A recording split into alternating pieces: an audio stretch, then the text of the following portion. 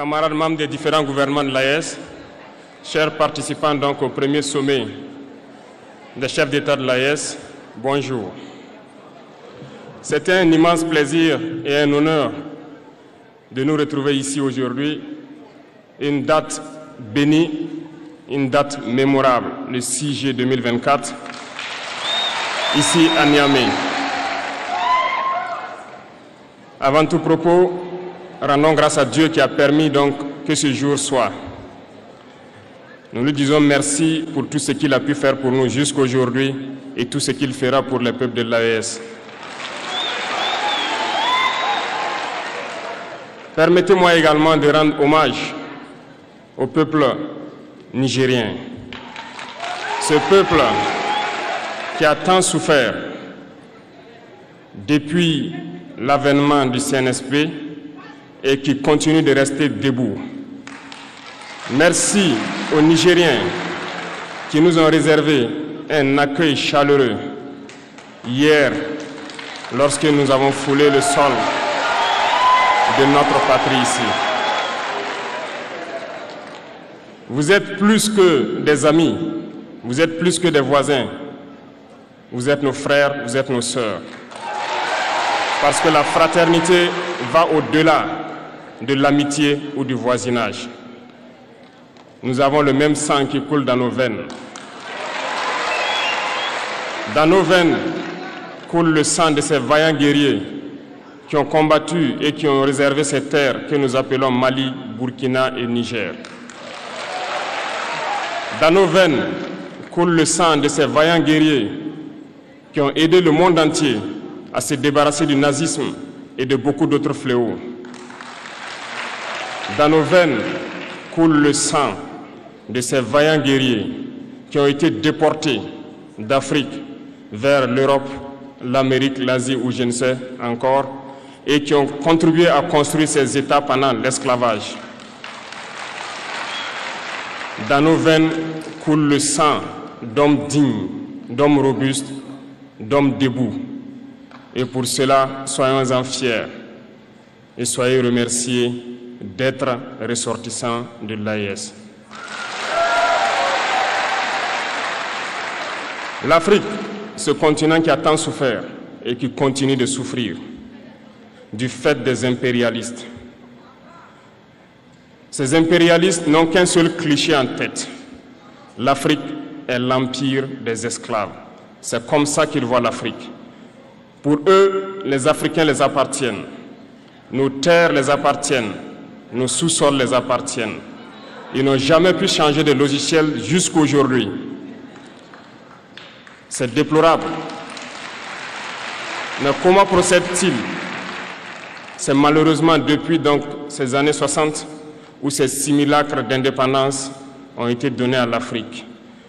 Ils n'ont juste fait que placer des valets locaux à la tête, selon eux, de leur sous-préfecture, pour pouvoir continuer à les alimenter.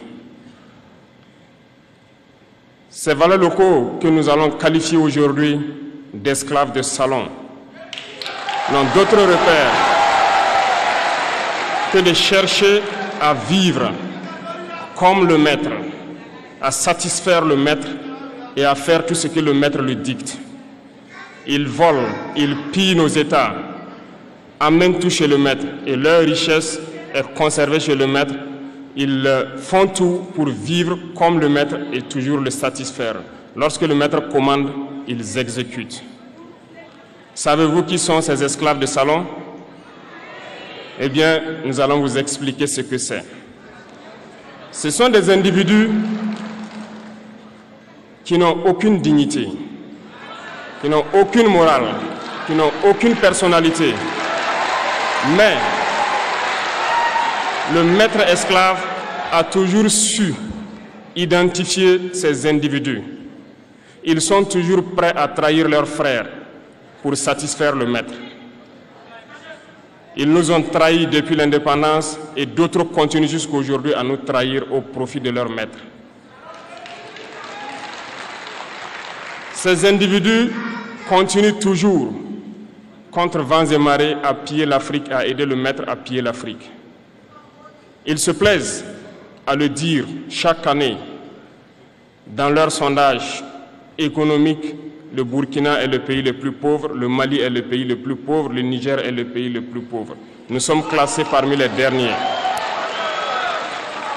Très bien, si nous sommes aussi pauvres qu'ils le disent, mais quand est venu le moment de prendre nos responsabilités, nous avons demandé à ces maîtres de quitter les lieux.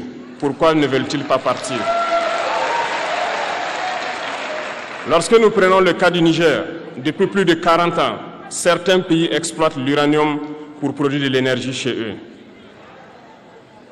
D'Ottawa jusqu'à Paris, les rues sont illuminées, c'est la lumière. Mais au Niger, c'est l'obscurité qui nous est servie. Lorsque vous partez dans nos États, nos sols sont troués de toutes parts pour rechercher les métaux précieux tels que l'or. Mais souvent, il n'y a même pas la moindre route accessible pour atteindre les zones où ils exploitent l'or, encore moins certains services sociaux de base. Voilà pourquoi nous avons décidé de nous révolter et de prendre le destin de nos pays en main. Il y a bien d'autres exemples. Mais lorsque nous avons décidé ainsi, eh bien, nous avons été approchés par certains esclaves de salon pour nous passer le message de leur maître.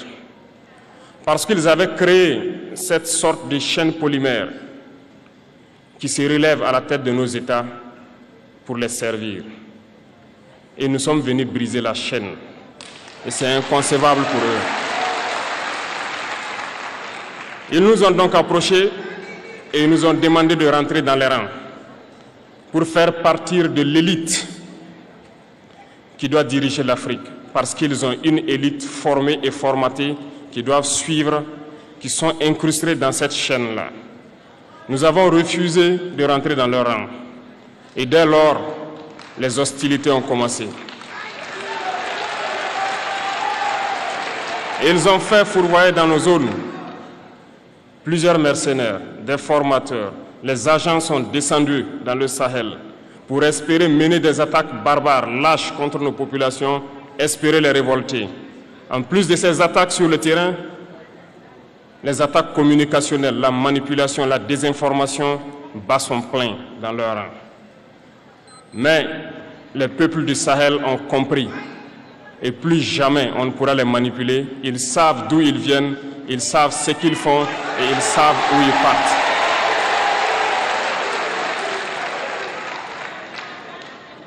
Nous n'allons plus permettre cela. Les gens sont éveillés et les gens se battent aujourd'hui, pas pour nous-mêmes, mais pour les générations à venir. Et merci à tous pour le combat qui est livré. Cela ne nous fait jamais pleurer. Nous n'allons pas trembler. Nous allons affronter. Nous allons nous battre pour l'indépendance réelle, pour notre liberté. Parce que pour faire peur au peuple de l'AES, ces individus n'ont que 3 termes dans la bouche: démocratie, liberté, droit de l'homme. Bien sûr, leurs valets locaux ne sont élus que dans un processus démocratique, libre et transparent selon eux leurs valeurs. Quoi de plus normal qu'on veuille nous imposer cela, parce que c'est eux qui édictent les règles. Très bien, nous avons décidé de nous assumer. Voilà pourquoi un 26 juillet 2023, lorsque le Niger a décidé de tourner la page, les esclaves de salon et leurs maîtres sont montés sur les grands chevaux. Ils ont mis leurs valets locaux en avant et ont décidé de mener une guerre contre le peuple nigérien. Nous avons donc dit, quiconque osera s'en prendre au Niger nous aura en face, parce que nous mènerons une guerre sans merci jusqu'à la dernière goutte de sang pour quiconque osera s'attaquer à nos États. Cette parole, cette décision que nous avons eue hier est d'actualité aujourd'hui et sera d'actualité demain et pour toujours. Ainsi naquit l'AES le 16 septembre 2023 dans une architecture de défense mutuelle. Mais nous avons jugé nécessaire de prolonger et d'agrandir donc l'architecture de l'AES. Ce qui nous rassemble aujourd'hui doit nous permettre d'aller sur d'autres terrains en plus de la défense, notamment les finances et l'économie, les infrastructures, la santé, l'éducation, bref, j'en passe. Je souhaite donc que ces moments soient pour nous une histoire que nous allons écrire pour l'AES, mais surtout pour l'Afrique et pour le monde entier. Que Dieu illumine tout un chacun de nous, que Dieu nous inspire dans ces tâches qui nous sont confiées, et surtout que lorsque nous faisons tous nos travaux, que nous ayons en tête une seule chose, l'intérêt suprême de nos populations. Sur ce, nous prions encore une fois de plus, bon Dieu, qu'il nous accompagne tous dans nos différentes tâches, qu'il protège nos combattants qui, grâce à eux, nous permettent d'être assis ici et d'échanger autour de l'avenir de nos États. Soyez donc remerciés une fois de plus, peuple nigérien. Soyez unis et solidaires, peuple de l'AES, la patrie ou la mort.